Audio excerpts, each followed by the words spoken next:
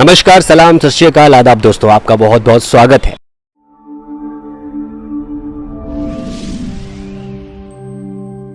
आप में से बहुत सारे दोस्त एक्टर बनना चाहते हैं, डायरेक्टर बनना चाहते हैं, प्रोड्यूसर बनना चाहते हैं, फिल्म राइटर बनना चाहते हैं। सबके दिमाग में सवाल घूमता ही रहता है कि आखिरकार कैसे अपने आप को बॉलीवुड इंडस्ट्री में, मुंबई की माया नगरी में यहाँ पर अपने आप को इस्टेब्लिश किया जाए एज एन एक्टर, बतौर एक्टर।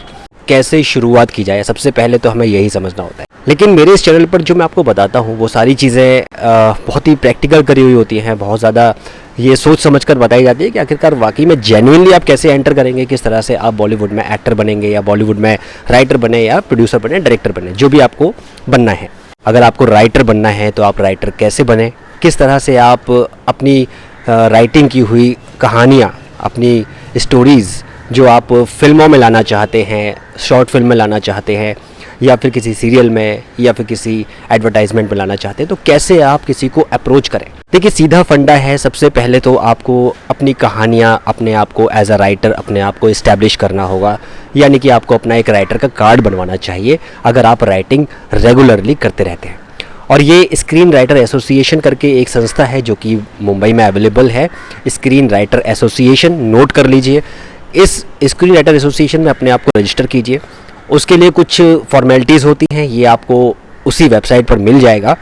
वो ज़्यादातर मैं आपको फ्री बता देता हूँ। क्या डिमांड करते हैं कि आपकी स्टोरीज़ कहाँ कहाँ आई है, पहले आपने क्या क्या बनाया है, वो आपसे प्रूफ मांगते हैं, वो आपको प्रूफ देना पड़ेगा। अब आप चाहे उसको न्यूज़पेपर में निकलवाएं, चाहे आपने कोई शॉर्ट फिल्म बनाई हो, चाहे आपने कोई लेख लिखा हो जो किसी पेपर में, लोकल न्यूज़पेपर में निकला हुआ हो, तो ऐसे करके आपको जो है अपनी चीज़ों को जस्टिफाई करना होगा कि हाँ, आप एक राइटर हैं।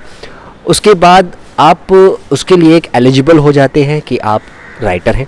उसके बाद आपको एक साफ पेज पर आप लिख सकते हैं या फिर आप एक प्रॉपर अपने कुछ नोट्स बना सकते हैं। जैसे कि मान लीजिए एक पेज पर कितनी लाइनें आनी चाहिए, वो सारी की सारी उसके अंदर गाइडलाइंस हैं, वो सब पढ़ें। उसके बाद पूरी स्क्रिप्ट आप तैयार करें। अगर आपको एक फ़िल्म बनानी है, यानी कि आप फिल्म के राइटर बनना चाहते हैं, तो एक पूरी स्क्रिप्ट तैयार करें। और अगर आप किसी सीरियल में बनना चाहते हैं तो आप एक एपिसोड वाइज चलें। अगर आप वेब सीरीज़ बनाना चाहते हैं तो उसमें भी एपिसोड वाइज आप लिखें और उसको रजिस्टर करा के रखें। और फिर उसके बाद धीरे धीरे आप जब अपने आप को ये बना लें, कुछ लिख लें, तो धीरे धीरे आप किसी प्रोडक्शन हाउस में जा सकते हैं अगर आप मुंबई में अवेलेबल हैं। अगर नहीं है तो उसके लिए भी एक ये तरीका अच्छा हो सकता है कि जो लोग अभी आजकल इंडिविजुअली अपनी शॉर्ट फिल्म्स, डॉक्यूमेंट्रीज़ या फिर इन तरह की चीज़ों में जो एडवर्टाइजमेंट होते हैं, छोटे छोटे जिंगल्स होते हैं, वहाँ पर आजकल बहुत सारे लोगों को डिमांड होती है कि यार क्या लिखें, कैसे करें, किस तरह से करें। तो आप जो है अपने आप को ये थोड़ा इस्टेब्लिश करें कि उन लोगों से अप्रोच करें, उन लोगों के चैनल को विज़िट करें। आपके जब तक प्रोजेक्ट एज अ राइटर नहीं आएंगे तब तक आपका नाम नहीं बनेगा। जब तक आपका नाम नहीं बनेगा तब तक आपकी बड़ी फिल्में नहीं बनेंगी, क्योंकि करोड़ों रुपए का बजट होता है किसी भी एक फिल्म का, शॉर्ट फिल्म का, डॉक्यूमेंट्रीज़ का।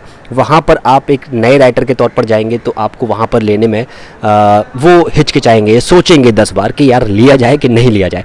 ये आप खुद भी सोच सकते हैं। अगर आप कोई भी चीज़ शुरू कर रहे हैं तो आप एक्सपीरियंस्ड को हायर करेंगे, ना कि किसी फ्रेशर को।